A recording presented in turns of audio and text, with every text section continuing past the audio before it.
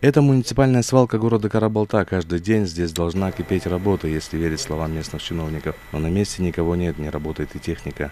Согласно сведениям, полученным из достоверных источников, в день на городскую свалку специально для спецтехники выделяется по 400 литров солярки.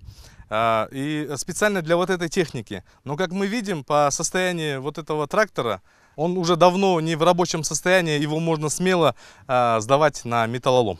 Нет никакого забора вокруг объекта, и мусор разлетается на десятки и сотни метров. По счастливой или нет, но случайности, но нам как раз удалось это снять. Во время сегодняшних съемок группу внезапно накрыл смерч.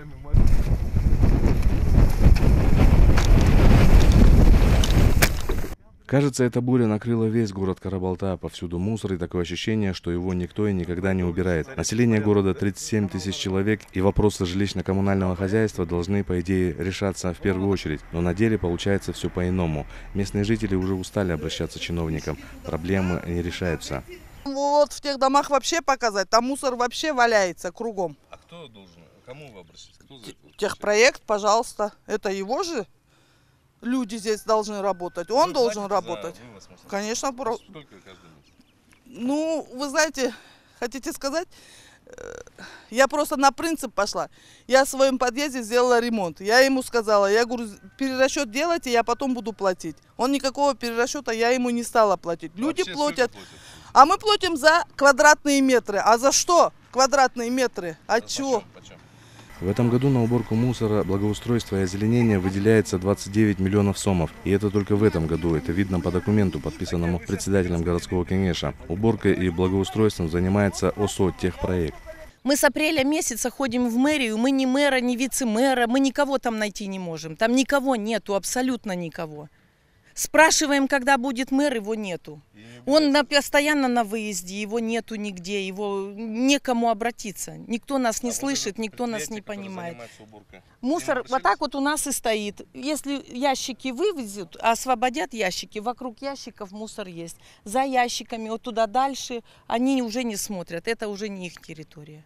Они вот загрузили и все, а рядом все мусор. Дворы у нас не метутся, не убираются. Детская площадка там вся заросла колючками. Никто не убирает, никто не косит. Техпроект абсолютно не работает. И мэрия тоже. А освещение это ужасно у нас. Просто вот обычные лампочки повесили, энергосберегающие, и все. Там темень даже, убьешься, никто не найдет тебя. Наша съемочная группа решила направиться в парки и скверы, но и там мы не увидели никаких последствий благоустройства. Трудно представить, что праздничные мероприятия, посвященные ко Дню Победы, в городе Карабалта проводятся именно на этом месте. Это памятник Победы. Но его состояние, мягко говоря, оставляет желать лучшего. Вот посмотрите, повсюду сломанные гранитные плиты, а там чуть вдалеке и вовсе должна была стоять стела с именами солдат. Ее, как вы видите, нет. То есть состояние, в общем, памятника, мягко говоря, плачевное. А это центральный парк города Карабалта. Посмотрите, в каком он состоянии. Повсюду сухотравие, то есть высохшие деревья, и полностью отсутствует ирригационная система, то есть никакого полива. И проходить по этой аллее совсем небезопасно. В любой момент при сильном ветре могут упасть эти деревья. За моей спиной находится Дом культуры города Карабалта. С виду вроде бы приличное строение, но вокруг этого здания происходит совершенный беспорядок. К примеру, библиотеку сдали под частную гостиницу, а передо мной должен был работать фонтан, но он не действует уже десятилетиями. А вокруг этого сквера повсюду высохшие деревья и отсутствует система ирригации. После похода в сквер у Дома культуры мы направились в сердце города, где из окна местных чиновников открываются городские виды. Впечатление, что коррупция в городе Карабалта растет и процветает, чего не скажешь о самом городе. Повсюду беспорядок и бардак. К примеру, это центральная улица. Здесь находится мэрия, прокуратура, госэкотехинспекция, но прям рядом с ними повсеместное нарушение правил дорожного движения. К примеру, эта улица односторонняя, но водители нарушают движение. Также на этой центральной улице царит беспорядок. Повсюду мусор и разбитая инфраструктура. Местные жители говорят, что все эти проблемы решить невозможно, поскольку директор предприятия «Техпроект» и мэр города являются односельчанами и даже друзьями. ОСО-техпроект призвано заниматься вопросами ЖКХ в городе. Здесь нет отдельного предприятия, как в Бишкеке, такие как Зеленстрой, Тазалык или Водоканал. Всеми вопросами занимается одна компания, выигравшая в тендере. И каким-то чудесным образом каждый год тендеры выигрывает вышеназванное ОСО. В распоряжение съемочной группы поступили интересные документы, где расписано, сколько денег выделяется на решение проблем города. Все эти средства выделяются из бюджета. Подробнее об этом расскажет наш достоверный источник, пожелавший остаться неизвестным. 210 миллионов сомов заложено на бюджет города в общем. Из них на расходы, вот касаемо вашего вопроса, да, на расходы по разделу ЖКХ на 2018 год, насколько мне известно, заложено 60 миллионов 400 тысяч сомов.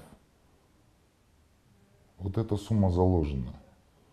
То есть туда входит благоустройство города, саночистка, содержание городской свалки, верхний, нижний парк, уборка муниципальных земель, уборка в жилых кварталах, которые повал сухостоя, содержание ирригационных сетей и мероприятия по борьбе с бесхозными животными.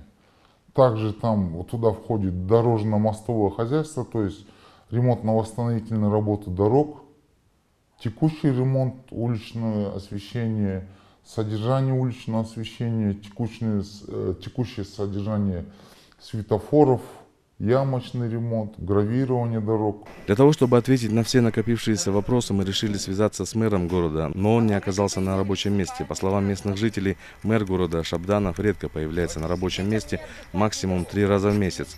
Но комментарии взять у директора ОСО-техпроект, к счастью, нам удалось. Мусор был, будет и всегда будет. И в Бишкеке он есть, и в Беловодске есть, и в селах есть, и в Лос-Анджелесе есть, и в Москве есть, и работы проводятся. В чем вопрос? Когда убирать будете? Он каждый день убирается, вы можете при этом участвовать. Местные жители также недовольны тем, что муниципалитет неправильно распределяет здания. В Панфиловском районе, по их словам, большие экономические проблемы, которые нужно решать.